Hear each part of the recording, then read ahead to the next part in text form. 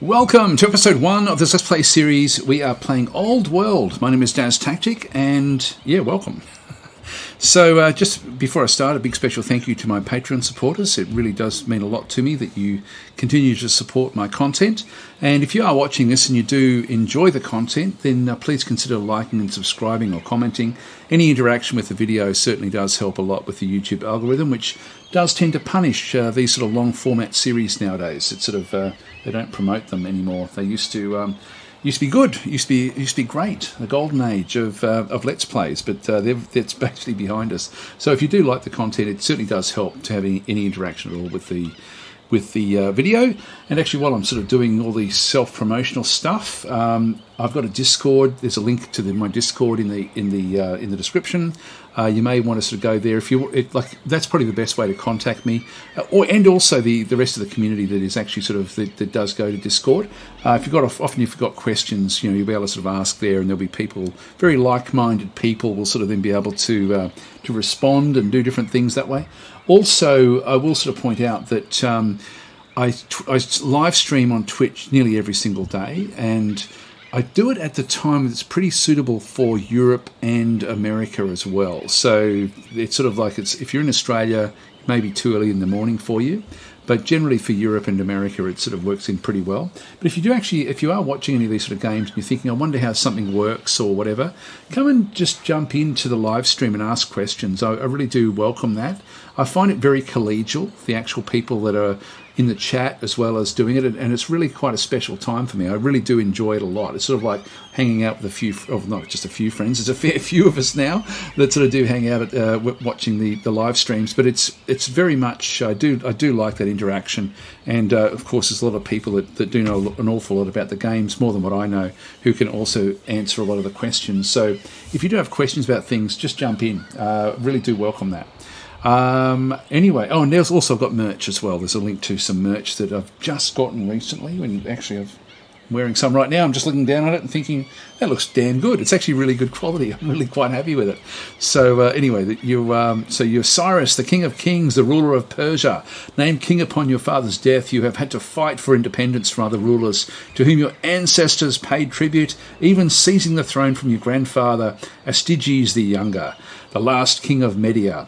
Finally free at the head of the United Nation of Persia, you are positioned to lead your people into the dangers and opportunities of the old world. The existing civilizations of this old world do not yet know the strength and splendor of Persia, but they will learn. Now, this is very not historical in terms of the actual gameplay, but the setup actually is. It's sort of quite, like Persia sort of came out of the ashes of Media. Essentially, it just erupted and just sort of took over massive swathes of the Middle East in a very, very short period of time. So it doesn't represent that. We're not playing historically accurate anything at all.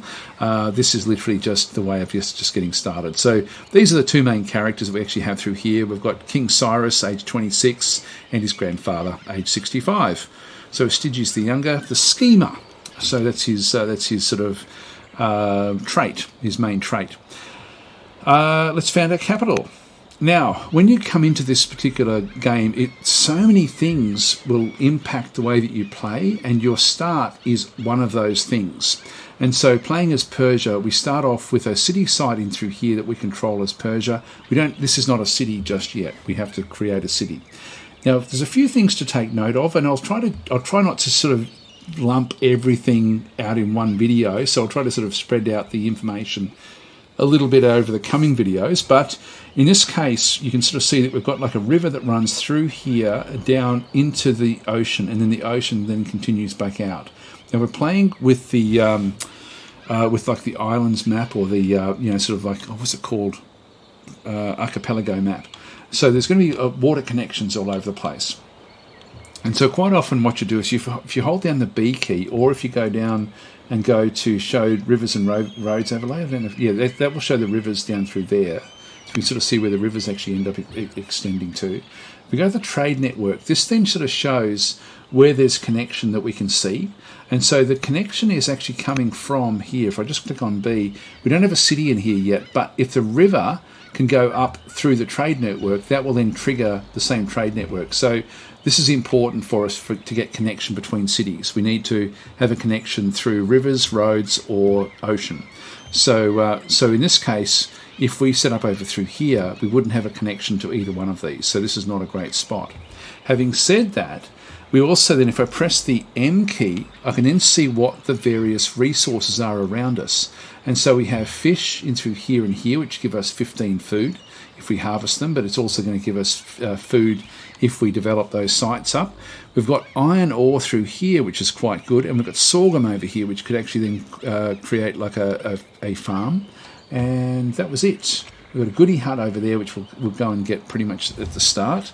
So I definitely want to have the iron. Now, if I go and click on this particular character, you'll see that there's like a border that gets sort of turned into here. So we get the iron, we get both fish from this location. If I hover over there, we get the sorghum, but we don't have the connection back out to the ocean. So that is not a great site for us. Any one of these would be good, but there's nothing else really.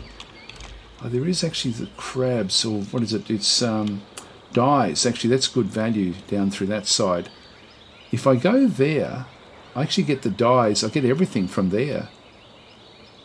There's no reason not to do that. So let's move these across to here, and we'll build our city site here. That way we get the dyes, we get the iron, and we get both fish. Happy days. Okay, so let's go and settle into here. Now, when we settle a site, we can settle as one of the 4 founding families of Persia. And so what we need to do is just try to think, if we have good iron bonuses in through here, that would be good. That one gives us a lot of culture, and then we've got food in through there. So let's have a bit of a look and see what they actually do. So this one gives us 2 training per year. That's what the little sort of shield is with the castle on top of it. Cities are always connected. Now, when I see that the cities are always connected, it's sort of like if we do that with our first city, it's a bit of a waste. The second city could be inland and still be connected to the city because of that particular family. So let's just bypass that one. There's also no horses or camels in through here, or elephants. This one here, new range units start with sentinel camps and nets, plus 100 output. Now, we've got 2 net locations in through here. That is pretty much the one we're going to go with right from the start. So I don't think any of these would actually be able to do anything there. That just gives us monasteries and temple bonuses. And that one gives us civics and orders. That's the one. So we're just going to found this as the Mirrid, I think was the family name. I didn't actually glance at it long enough. Now, stone cutting is important. We do need to get quarries because we do need to get stone. This is our basic resources: money, food, iron, stone, and wood. And orders, which I'll talk about in just a minute. But in this case, I am going to definitely need to get some quarries at some point. So let's just go straight for stone cutting. That's actually an important one. Now we start off, once we actually build Parsa, which is our starting city. We then end up with 3 different units. I've got myself a scout unit back in through there, a worker through here, and a slinger back in through that side as well. So a bit more of an offensive unit. Let's start with the worker. So the worker is actually already selected, and it's suggesting to either go there, and you'll see that when I hover over, it's got like the little scroll with the number 5 next to it. And similarly, if I put it under there, it's going to be the same thing underneath that one through there. This is all 5s. If I move it out a bit further, it's going to be 6 or 4. Sorry, it's going to go down. So 4 out through there, etc., etc. Like up through there, it's still 5 even back up there actually, which isn't too bad. But anyway, we'll move it across to here. What this is orders. We've got 6 orders left at this point in time, and so the orders run out. So if we use up, we've got 6 at the moment. It'll be 5 to get to there. To build one of these is going to cost me 1 more order. You can see there in the bottom line. In fact, if I middle click, this is really cool. You middle click on something, it holds open what you've got, and you can actually then go and build all the information that you want. So -1, what are these things? These are orders. Middle click, I can then have a read of this one. So orders are needed for various unit actions such as moving, attacking, and building improvements, which is what we're doing. So you can sort of end up getting like improvements. Workers can build urban and rural improvements on tiles within a city's territory. Blah, blah, blah. Improvements without a specialist increase the city's maintenance. Click on specialist. Now, if I press escape, it then goes away. So that's sort of how we then sort of work. So it's the information in the game is just exceptional. It really is. So I'm going to go across to here. This is probably the most important thing to get started. And so because we're using the Myriad family of hunters, we get plus 100 output from nets. Now, if we go across this location, we're now down to 5 orders. So it took 1 turn to get across there. And now we'll go to nets. We're going to get plus 20 food per year because of the family that's here. So we'll go and grab that. We're down to 4. Now, there's different things we can do. We've still got 2 different units. So if I go to the next unit, I don't know if I want to use this unit just yet. So what I'm going to do is I'm going to leave that one where that is and just go to the next unit, which is my scout. The scout has got 4 action points. And I want to move to here. That'll leave me with 2 left over. Because what I want to do is I want to grab this particular location. Now, one thing you can do is I've got 4 at the moment. I can still only have 3 by moving to there. So let's just go and do that. And then I've got still 1 more move that I can then do. So that'll still be 2 there. I could go further afield if I wanted to. But let's just go into here. Definitely these are worth going on to. So we move across. So our expedition comes upon an impressive paved road system leading between wooden structures that have long since rotted away. The engineering required to build such a site was far ahead of its time. What would you have us do with it? So break down the roads for stone or study their technology. So we can acquire labour force where we get road, slavery, freedom technology. I'm thinking the 200 stone would be very, very valuable. Very valuable. But we are going to get quarries fairly soon. So I think we'll study the technology and get roads. The roads aren't as important in these archipelago maps. So we've sort of now got like an urban area left over there, and we've still got 2 more of these. Now, do we want to do anything with with this guy over here? Or are we happy to just keep on going? Let's have a bit of a look and see what we've got through this side. So if we go up to here, we're not seeing much left. I do need to find barbarians or other opportunities more so than anything else. We'll have time next turn to develop this guy up. So let's just leave that one where that is and just move across. Okay. All right, we've discovered there's the Danes. Now, this is a tribe. So a strange man from an unknown tribe shuffles into your court looking elsewhere but at you. He suggests that unless you are able to demonstrate your munificence, the Danes will take everything from you. What do you say? So we've contacted them. Now, we don't have enough money. We've got 0 money. And so basically, to maintain the truce, we're supposed to pay them 120. We can't do that one. And so we're going to go with +6 legitimacy, was unafraid of tribes, and we're going to be at war with the Danes. So we'll just go, begone, you wretch. We've got no choice. So that one's gone. So we're now at war with the Danes. Now let's have a look and see what we've actually got here with the Danes. And I'll just explain about what's going on. In the game, you actually have your AIs that are against you, like your 7 major factions. The next thing down are the tribes. Now the tribes are essentially connected to each other. This one here, if we have a look at this guy, this is a skirmisher unit. It's got 3 attack and defense. It's got 2 movement and a range of 2. So at the moment, we're just on the outside of this, so that we're going to be okay with this particular unit. We, like you can see there, that if we went in there, we would actually lose. But luckily, this is always one of the risks when you're doing this searching. You should be pretty safe. You should be able to take a few hits from these things before you really need to sort of worry about it. But this is another city site as well. So I don't mind the fact that we're at war there, because that will then open up this site for us, and we can just keep on sort of scouting around. The problem will come if there's multitudes of Danes in other zones, if other areas that can then attack us. So we need to be a little bit cautious, a little bit careful. Hopefully there's sort of just one out.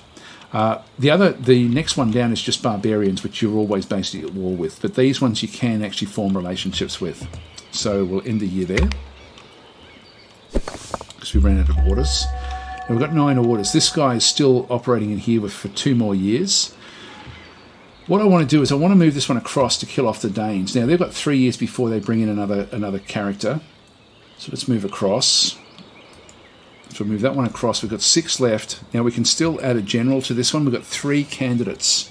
If we have a look, these are the different characters we have in our empire. We've got King Cyrus the Founder. We don't actually have an heir, so we've got to be a little bit cautious and careful in through here. We've got these guys. This guy's drunk, so Ashadir the Younger. He actually really likes us, though. Our grandfather doesn't like us much at all. Cassandri is only age 5, so Volagas is the Highlander. So as a general, plus 25% attack from hill. As leader, plus 10% from hill as well.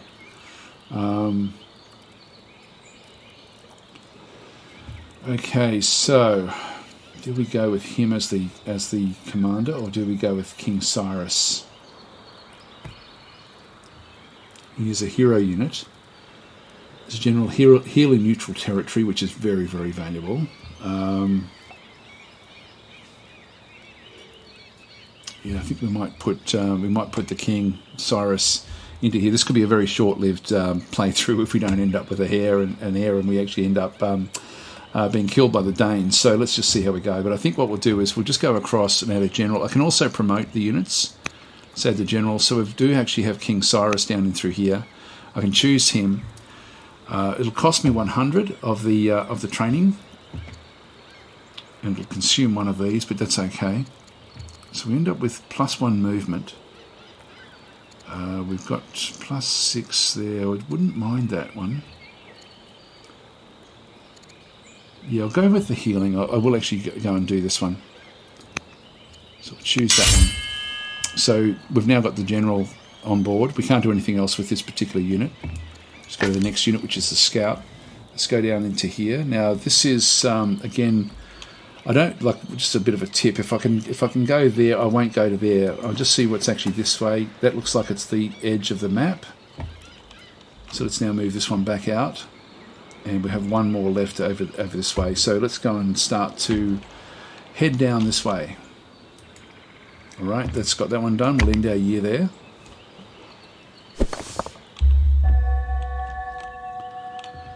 Now, the Danes are in here. So what do we have? We've got Tough Leader. We do extra damage if we get damaged. Pleased, yep, ranged infantry.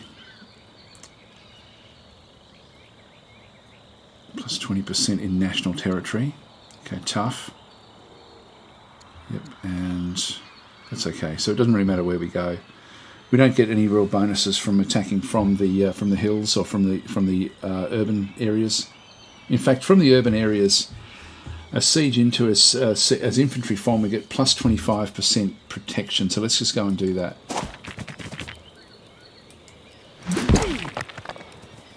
So we won't upgrade these just yet. We'll just get this thing gone. Still got 2 turns before whatever was in here disappears. Let's go to the next unit. We've still got 7 of these. Anything we don't have left over with the orders gets put back into money. So we want to come back into here. Now this is going to give us 4, and we'll still end up with 1 left over. Now this is safe for me to do this because you can see we've got a little sign there saying hidden. So hidden units cannot be seen by other units. So scouts and range units with a tactician leader are hidden while in a trees tile. So we're in a trees tile in neutral territory, which is fine. Still got 4 orders, so I might as well go and get stone, I think. Let's go over to here where we've got the, this is marble. So we'll just move across to there and harvest the marble using one of the orders. And that's all we can do this year. Now we should end up with the nets now finished. So we'll now move out to this one and get the nets in through there as well and get even more food. This one here, I don't think we're going to quite be able to finish these guys off before we're not going to, they're going to create another unit just as we finish them off. So that'll still be okay. Let's have a bit of a look. So we've got that one there, move this one across, and this is game, so we can get food if we do that one. So we'll just get some food from there. Now we've still got 2 more slots here. Let's have a bit of a look. More Danes down there. Okay, they're going to get another unit down that way, so we want to make sure that we're well away from where they are. Let's move down into the trees. And we've found another goody hut. Great. End the year. Again, there's their new unit.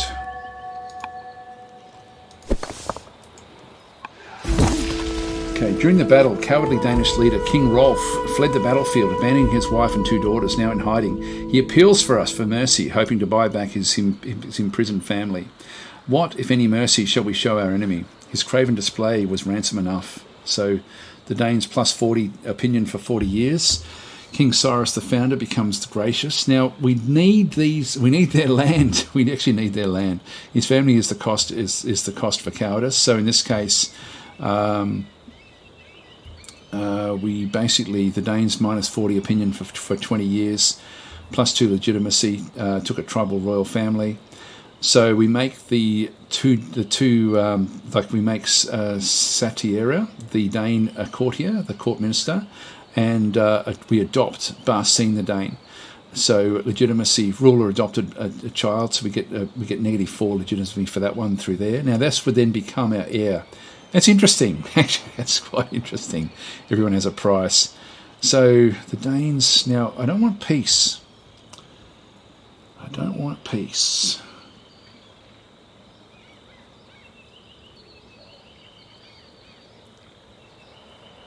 I'm thinking we go that way. And as a price, we get 160 there. Now we've got 74. I think if we go this way, we're going to then improve what we then do as King Cyrus. So let's go this way. We're still at war with them, I think. Yeah, we are. So that's actually okay. We now control the city site by controlling that particular zone there. And we can't do anything else with that particular unit. That one's now had its turn. We'll just go to the next unit. Go down to this goodie site. Prophecy. Something in the newly discovered ruins has spooked our scouts, and they request that you visit the site at once. The court acknowledges you as the Wreath to the Wreath Temple, where a series of ancient etchings seem to depict you, King Cyrus the founder. Court scholars attempt to downplay the similarities as coincidence, but the resemblance is uncanny.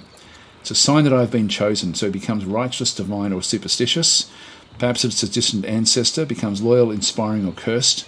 It's a coincidence, nothing more. So we gain plus 20 XP, or I knew this would be here, I have divine powers. So we end up with plus 2 legitimacy, claim the divine right to rule, and becomes deceitful. So I think we won't go deceitful. I think we'll go this way, righteous, divine, or superstitious. Hopefully we won't get superstitious. Righteous. So righteous, we end up with, we can sort of reduce the descent by 2 per year. All cities also reduce that as well. Minus 20 opinion of just debauched characters, but other righteous characters have a plus 20 opinion of us. That's actually okay. That's fine. Done and dusted. Okay, there's nothing else down that way. We want to steer clear of the Danes, unless we go into the city, into the forest actually, so we can actually move across into there. Now we've still got 3 more moves. Let's go into here. This is also forest. You can sort of see where they are. So we can't be seen there. We're nicely hidden. Let's move across to here and harvest the pigs.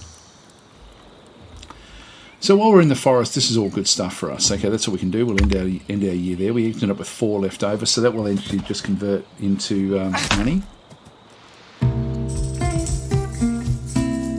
Okay, so Oligarch Ashadir. Now that's him over through here. This is steadfast and drunk. Of the Myrmidons approaches with a proposition. King Cyrus the founder, we have a unique chance to help each other. I understand that more troops may be needed for the war, but in return I want an oath that you will help the Myrmidons should we ever ask for your aid. The Myrmidons are offering a wife and an impressive dowry. It is worth making a promise with is it worth making a promise with unknown consequences though? So this is the wife. This is Gordia of Parsia, aged 18. She's from the Myrmidid family. She's a schemer, which is actually not too bad. She's got -1 boldness, which is actually a bit of a problem. And she's a schemer, which gives her +4 wisdom, but -1 strength, essentially, or courage. So overall, 4 wisdom, 1 courage. Yeah, I think that's okay. And so what do we end up getting with this? So we get, globally, because she's our wife, we get another 2.5 research, which is actually really damn good. We're only on +9 at the moment, so we're a long way behind really where we would want to be with that. And we get also, the courage gives us a little bit more training. Dowry will give us plus 10 food, and the Myriad opinion will go up by plus 40. And so Oligarch Ashidir the Younger now holds favour from King Cyrus. So we get plus one, and we also get plus 160 money. So that's actually good, and could lead to future events, of course, like children, etc. So very well, I will swear the oath. So that's a good one for us. We now have a spouse, so hopefully we should end up with an heir fairly soon. Hopefully we won't get killed in the fighting. So here's the first settler that we actually have from Parsa. So it's now finally being built. We will beat this one, so let's just move this one across, and we will attack this one. 2 more turns and that one will be destroyed. Next unit. That one's wandering around, but it can't see us in this forest. This is Kish Island that we're on. Who would have thought? Now I've still got 4, so I'll harvest the sheep. Still got two there, so we'll move into this goody hut. Ancient barbarians. Our men find murals depicting creatures, rituals and battles. The style is reminiscent of the Danes, leading us to believe that this tribe was perhaps a precursor of their own. Our troops warn against desecrating such a site. The Danes are very protective of their culture. Of course, there is much to be learnt from these units. I do not want to offend the Danes, no. Or we will make good use of what we find. Now, I want this actually, so we'll make good use of this, and also the research. Absolutely want that research. I don't care about the Danes. I think just for the sake of the let's play, it's going to be a bit more fun if they're against us. We've got horses through there, and when we hover over that, we can see that we've got plus 40 money for that. So we'll just do that one. More Danes up through there. Now they can see us; they'll come after us. So we're and we can't run away. I don't want to be spending money to get them to run. They won't be able to kill us, so we will be able to escape. We can just then sort of continue on with our scouting. Choose production at Parsa. So at the moment we've got 1 slinger. I think we'll go and get ourselves a warrior. We've got 155 coming in. Fisher would also give us plus 20 food. And can spread borders as well.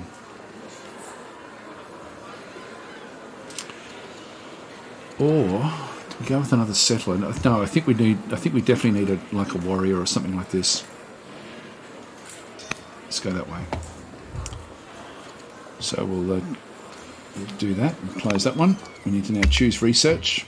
So I can get a boost of 200 stone in 3 years. I can get drama with the music and odium if we need that one. Navigation is going to allow us to automate scouts. We can get the Byreme at that point as well. Colonies. So we can buy tiles and serfdom. The phalanx would be good as well. 17 years. These are a long way off. I think we might get the stone boost actually.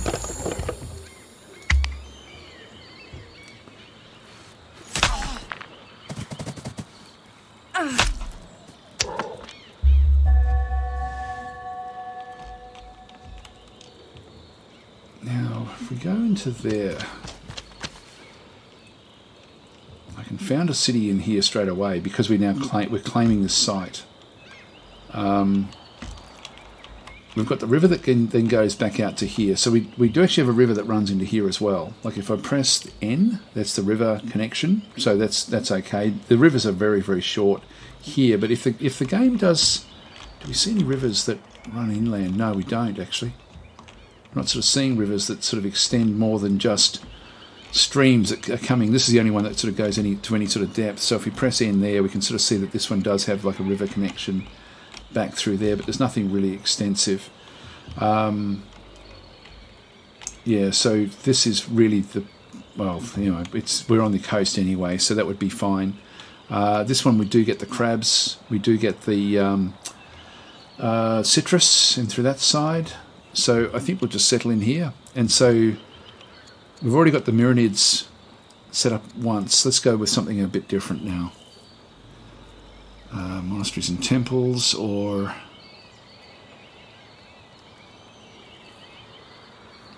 treasury. Yeah, I'll go with the extra orders. Go with that one there. So we now at the settler. We're seeing a little bit further afield. This is Naxos Island that we've now discovered. Okay, next unit. This guy is now finished. We've still got 7. I've got enough to fiddle about with different things. We do want to get the mine in here. And we'll build a mine. It's good going. Next unit. Can't quite finish this one off just yet.